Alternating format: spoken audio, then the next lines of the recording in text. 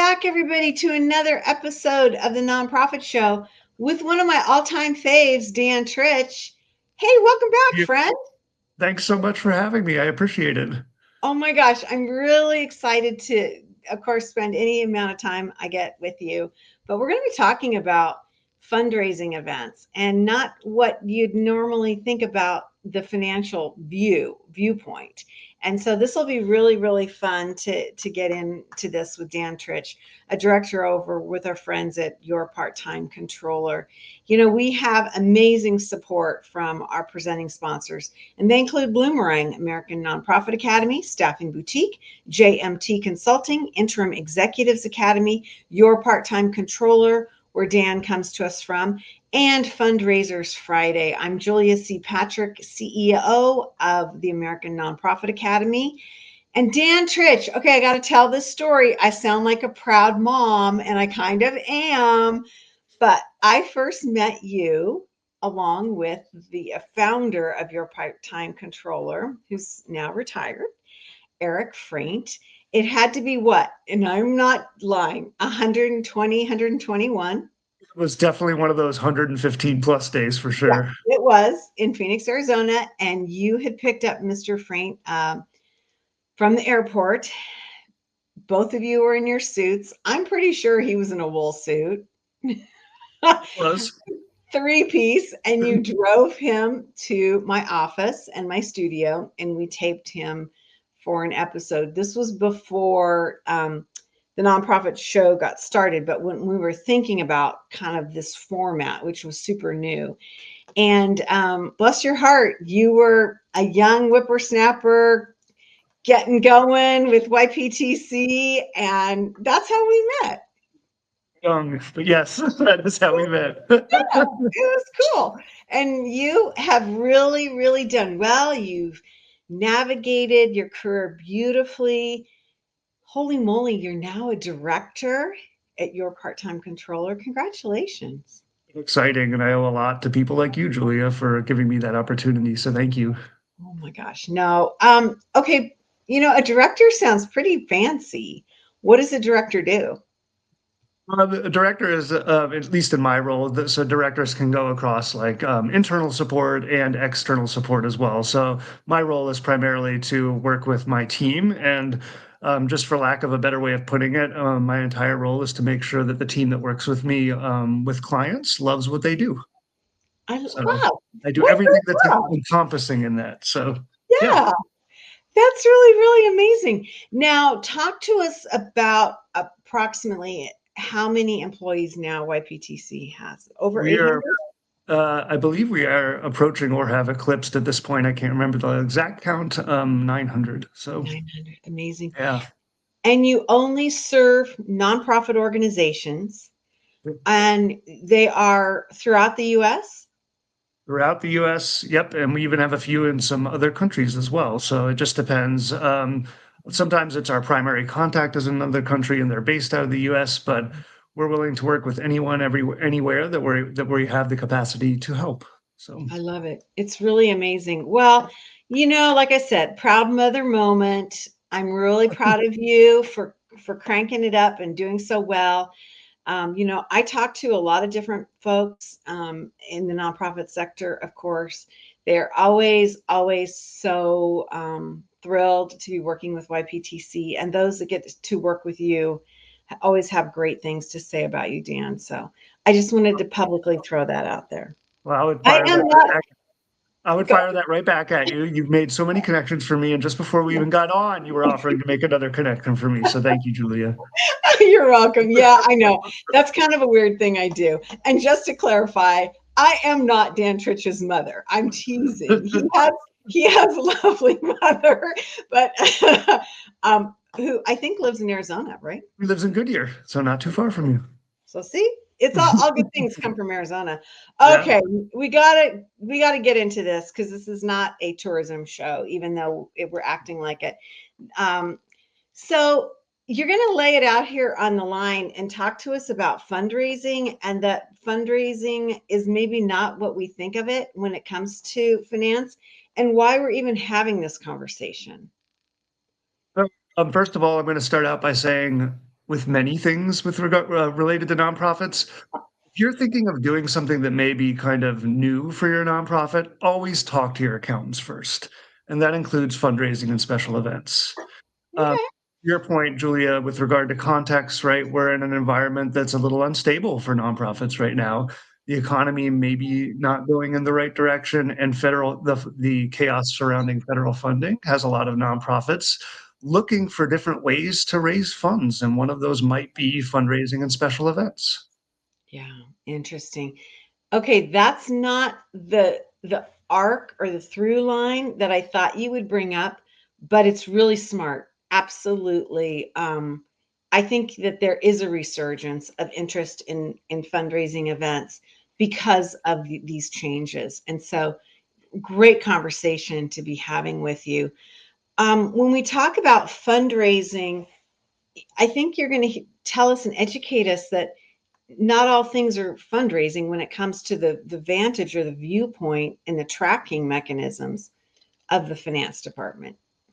So when we talk about fundraising, we're talking specifically about an activity undertaken to encourage donors to contribute money, securities, services, materials, etc. So your organization may have fee for services, right? And that is technically raising funds for your Yeah. organization, but that's not fundraising, right? That's not the reason that you're undertaking necessarily those fee for service activities. So when we talk about fundraising, we're talking about activities like direct mail solicitations, and particularly, well, I think what most of us think about special events, right? Events, galas, auctions, things like that. Yeah. Yeah, it's a good idea to understand that difference because I think when we're looking at our overall, revenue budgets, a lot of times we just lump it all together and you're either a winner or a loser when it comes to being on that, fund development team. But really we need to be what I hear you saying, and I don't want to put words in your mouth, but we need to be a little bit more judicious in breaking down where those funds are coming to us from. There's an accounting reason for this as well. Obviously, that's why I'm here to talk to you about this. And we'll talk about this a little bit later, but particularly with special events, those are presented differently on your financial statements. So determining what this event is can also impact the presentation. And if you get an audit, obviously the production of your financial statements and what that final product looks like. Interesting. Okay. So then that really makes it much more imperative for us to start with our financial teams, right? Yes, 100%. Again, you're doing this special event or fundraising campaign for a reason. You want to raise funds and further your mission. If you don't talk with your accounting team first, right from the jump, you could have a big mess on the back end, and then that's going to cost you more in the long run. So make sure that you're talking to that accounting team up front so you can avoid that whole situation and make sure your special event or fundraiser is a success. Interesting. Okay. I got to believe that not many people know this or even think about this when they're thinking about having a fundraising event. They think, oh, we pull in the finance department at the end when we got to wrap up all the invoices. No, no, no, no, no, no. Yeah, we get called into a lot of situations where maybe that was the line of thought, right? And then there's a lot of cleanup to be had, especially in something with a special event that has a ton of transactions related to it. It can be quite the mess to clean up. So again, talk to your accountants early. Yeah, really interesting. Well, I'm glad, that we're talking about this because um, to be honest with you, I never thought of this. And I've had my hands in many a fundraising event over many decades. And I can't think of a time when a committee or a board ever started with the finance department or even looped them in, which is shameful. But I'm just, I'm reflecting Well, back on my own. yeah, I mean that's why I'm here today, though, to deliver that message probably 15 times over the next 30 minutes, which is talk to your accounting department before engaging in that event. Right. Don't be afraid of them. Yep. So, you've given us an idea about how we need to be thinking about what is a fundraiser. Equally, let's talk about what it's not. What is a fundraising activity? When is a fundraising activity not a fundraiser, I guess?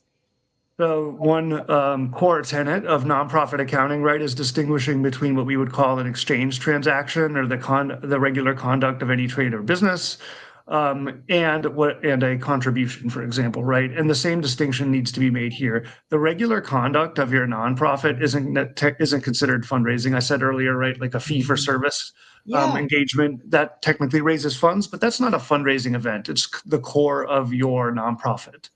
And then another big one that we were talking about right before we got on, Julia, is gaming, right? Gaming is technically not a fundraising or a special event in the typical sense. It has to be accounted for differently.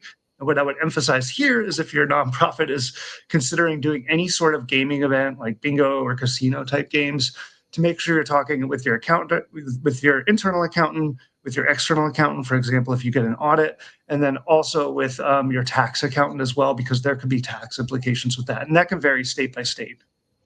Yeah, and most states have a gaming authority. And so you need to look at that because I think that this is one of the things that trips up a lot of nonprofits that they have no idea how serious the whole gaming thing is.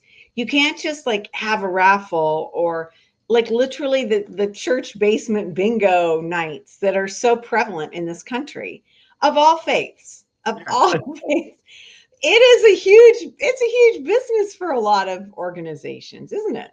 And again, I mentioned that you could be in a huge mess if you're not talking to your accountants early. If you're doing a gaming event and you don't talk to the state and don't talk to your tax accountants early, you could be in a major mess. So again, I'll deliver that message again. Make sure you're talking to your accountants, especially if you're thinking of doing a gaming event. It's such an interesting thing. I feel too, gaming in our country is now that it's so intertwined with sports Yeah, and sports betting. all, yeah, all levels. I mean, I think gaming is becoming more of a mainstream activity. And it seems to me like it's just going to really leach back into the nonprofit sector. And there's so many organizations that just think, oh, this is an easy and fun and different thing, especially since you don't necessarily now with, online raffles and things of that nature, you don't have to have it at an event. You can have it, online. And it just seems like an easier thing for, I think, a lot of organizations to look at. You mentioned fun, right? Fundraisers should be fun. A gaming event should be fun. And what's not fun is finding out after the fact that you should have cleared it with the state regulatory authority. So make Yeah. sure you're doing that in advance. Yeah, that's just crazy. Yeah, and it's a big issue that we're going to be delving into in the future on the nonprofit show. Just this alone, because it involves so many different things. One of the other things I wanted before we jump into the next topic, you also mentioned that like solicitations or campaigns should not be considered a fundraising activity. Can you explain that to us? We're Like I'm talking even about, thinking capital campaign. yeah, that's IRS vernacular, solicitation campaigns that generate only contributions. And generally, they're talking about like sweepstakes, raffles, things like that. So that's kind of, if you want to look up more on that, we at YPTC don't delve much into the tax code, but you Mhm. can look up, the IRS has tons of literature on solicitation campaigns that generate only contributions. Okay. Okay, good. Good to know. Again, I think these are things that most people in fund development would not know. And hence your reminder. I think we're only at reminder 11 or maybe 12 right now at the show. You Yeah, said you'd say there'd be about 15. We need to get this discussed beforehand because it's really, as you've, shared with us, such a different thing.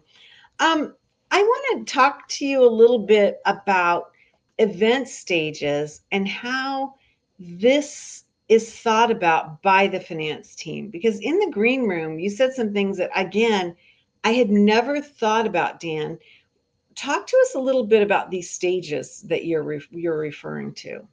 Yeah, for your accountants, there are several different stages of this fundraising special event process that really matter. And in general, we kind of call them the procurement stage, the day Mhm. of the event, and then post-event stage. So each Okay. one has sort of areas where a nonprofit could trip up if they're not talking to their accountants early. Okay. Like, explain to us what a trip up might be. So I always think in the procurement stage where you're setting up your fundraising or special event, right? You're usually procuring sponsorships, right? That's usually a Okay. big thing. You have sponsors right behind you right now, right? Yeah, yeah, So, I do.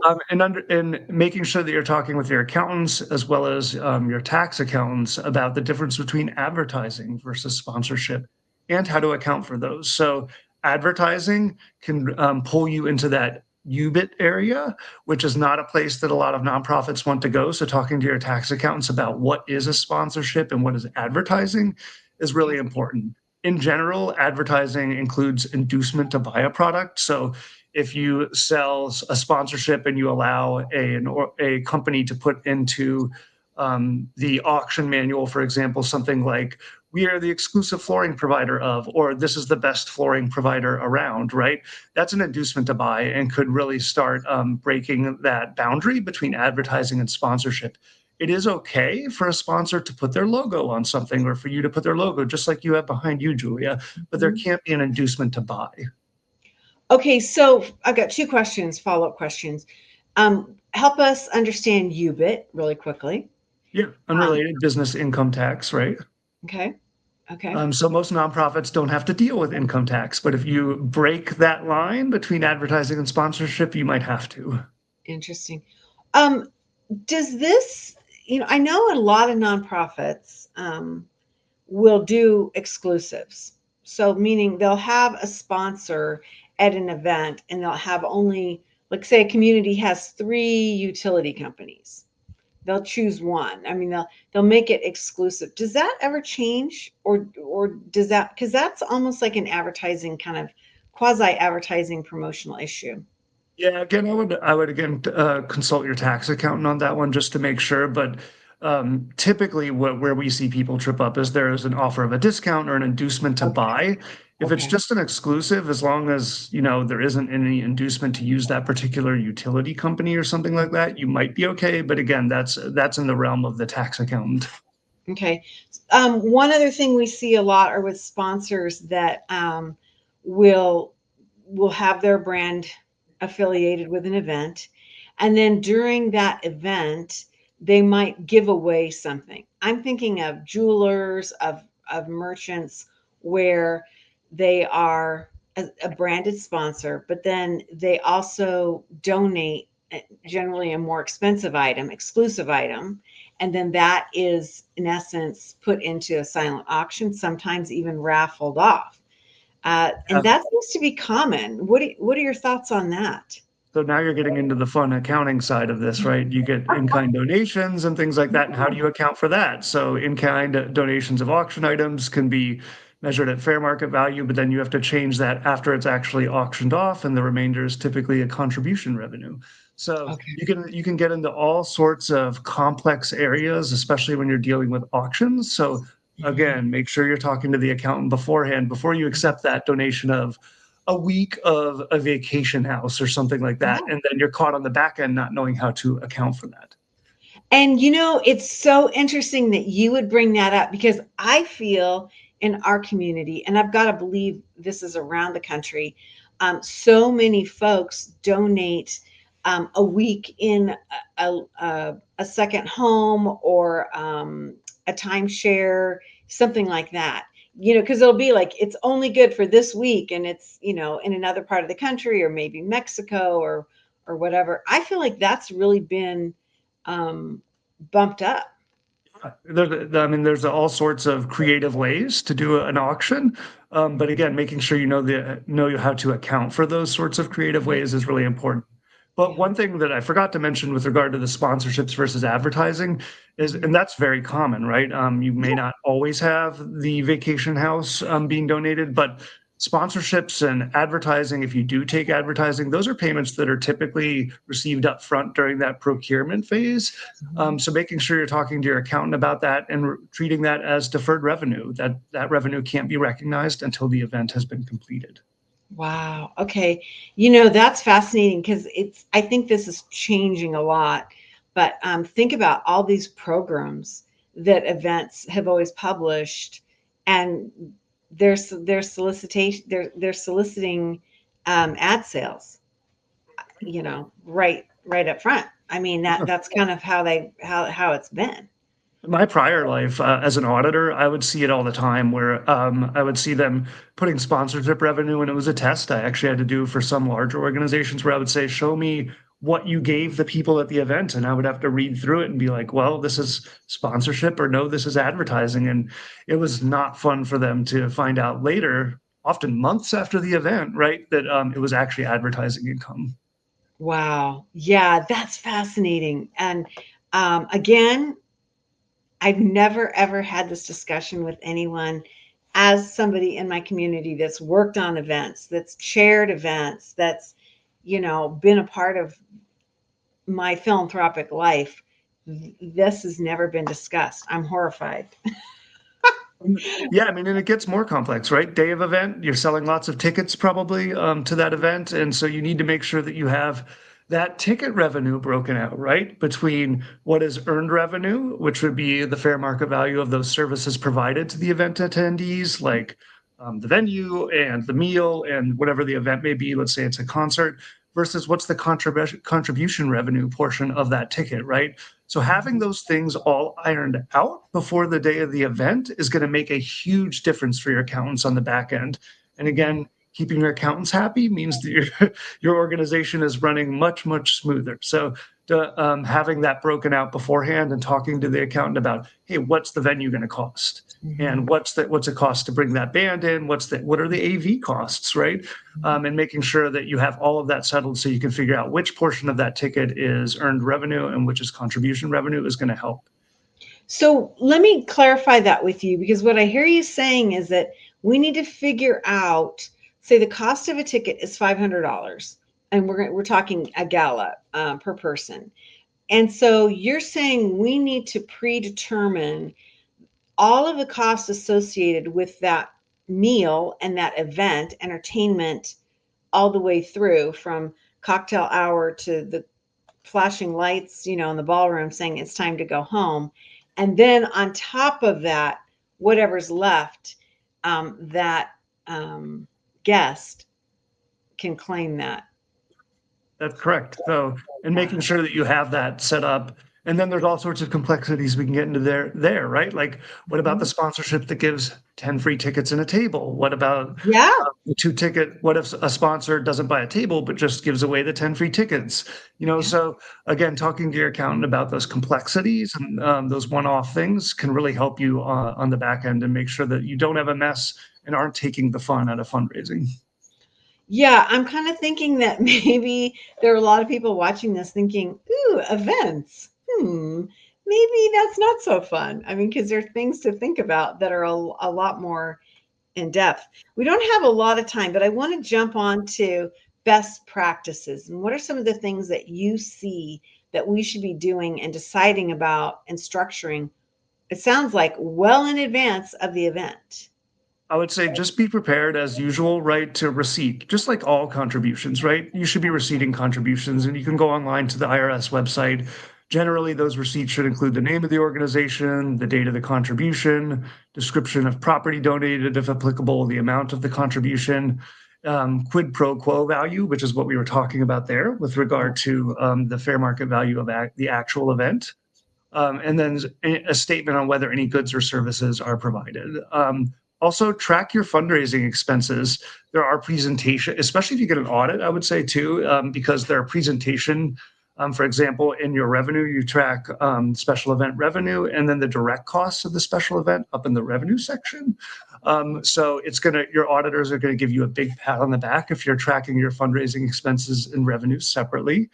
Okay. As I mentioned earlier, that in-kind piece can get really complex. How do you deal with that donation of that vacation house or something that may be or a sponsor donating an expensive jewelry item or something like that? So making sure that you have a plan on how to value those things and how to track what they eventually sell for at the auction will be critical. And then make sure you're keeping track of contracts, payments, and obligations to vendors. That's just a general one because obviously your organization has a reputation in the community. Make sure that you have the ability to pay those things and pay them quickly. Mhm. It seems to me that a lot of times in fundraising events, we get all caught up on the venue and the meal. And then we forget all these other things. Like you mentioned in the green room, just the cost of AV can be crazy high. And things that we don't think about, and then they erode the actual opportunity to make money and to build revenue. Despite all my reminders to talk to the accountants, I do recognize obviously the accountants aren't the main attraction for that special event. They're not why you're doing that special event, but they can be a huge help in making that event a success. Yeah, and I think really understanding where the money is coming in and where it's going out, because events just really plague organizations. They take so much bandwidth, and it really can be disruptive to your volunteer system, just your employees. I mean, they work so hard for one night or one walk or one breakfast or one luncheon, and then there are all these other things that people forget to do or track, and then it really, I think, can impact an organization in a way that's not so healthy. I mean, I don't know if you see that or not, but I'm sure you have viewers out there, and I just talked to a client the other day that was saying that they have 2 large events a year, and I asked them, how do they do? And they said, I don't know, right? So tracking yeah, these things separately can make sure that not only are your events successful, but that they're worth doing. And if not, you can change your course, right? So tracking those events separately can really give your organization a way to steer towards a revenue diversification option again in these uncertain times that will actually work for your organization. right, right. Well, I think you're right about this whole concept of understanding, you know, what the actual long-term impact is, because it seems to me that these events are ramping back up because we had to stop everything during COVID. Then we had post-COVID fear, and we had kind of gotten away from events, and so we were thinking about other things. I don't know about you and your teams, but it seems to me like this has kind of been ramped up, and so it's a good time to have these questions answered and talk about these things, because it's really really important. um, I'm going to end with this, because this is one of those things that we started with, and you're like, you need to ask questions up front and give your team the opportunity for them to ask you questions, right? Yeah, I'm a little disappointed. I think I only said it 12 times, but we'll add a 13th here. Ask your accountant's question while you're considering doing the event. And that before even I would say that planning phase, do we have the capacity to track this event? How do we do that? Any questions I know from your accounting team will be appreciated up front. And then that will just make that fundraiser more of a success the day of. And then after, you'll be able to say, how do we do? How can we change this for next year to be more successful? And then especially, again, if you're thinking of doing gaming, make sure you're checking with your tax accountants as well as the state regulatory authorities. Yeah. I love that you brought that up. Understanding the regulatory aspects of this is something that I've got to say most nonprofits don't look at until they've got a problem. And so I Yep. really appreciate you bringing this up, because I think that there are two issues at play here too, Dan, is that there are a lot of nonprofits that have events that wrap a gaming element into that event. A ton of them. There's a lot. There's You a know, ton of them. Yeah. yeah. You think about, when was the last time you checked into an event and there wasn't some sort of opportunity to buy, the raffle tickets or whatever. It's kind of, it's kind of like always there. And so, wow. Well, Dan Tritch, really fabulous to see you. It's really been fabulous to see you grow with your part-time controller. Dan is now a director. And it's really just super, super cool to think that you're leading a team and doing so well. You can learn more about Dan and his work and the teams that he works with at yptc.com. That's your part-time controller. As Dan mentioned, your part-time controller has an awful lot of additional content on their site, from white papers to webinars, and really, Free. I think, yeah, free, totally free. You don't have to be a client. I mean, they'd love for you to be a client, but you don't have to be. And it's just a great opportunity to get some more information and advice as to what's going on. Really quickly, we had somebody write in, fundraising events are a team effort for sure. Dan, thank you for highlighting the things we need to know to be successful for our communities. Happy to do it.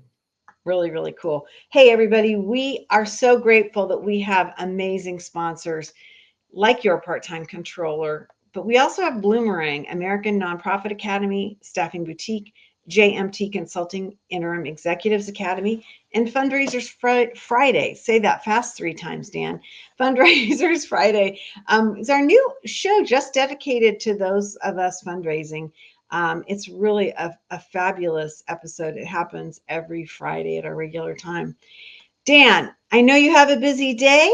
I'm going to let you go, and I'm going to end with this mantra that I really started using once I met you and Eric Freint, the founder of Your Part-Time Controller, and it goes like this: to stay well so you can do well.